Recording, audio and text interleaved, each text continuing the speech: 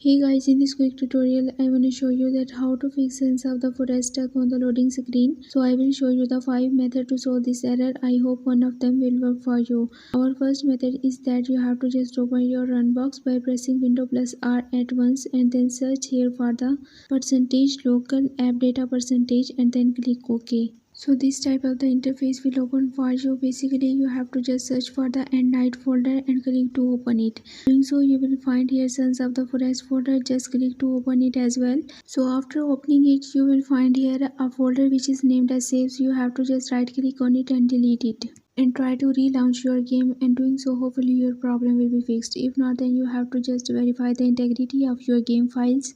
This open the Steam library and then right click on your game and then click on the properties, click on the local files and click on the verify integrity of the game files. Doing so hopefully your problem will be fixed.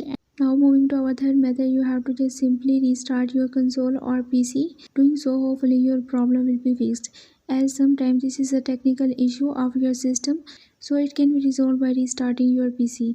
And moving to the next solution, you have to just check your internet connection that if it is stable or not.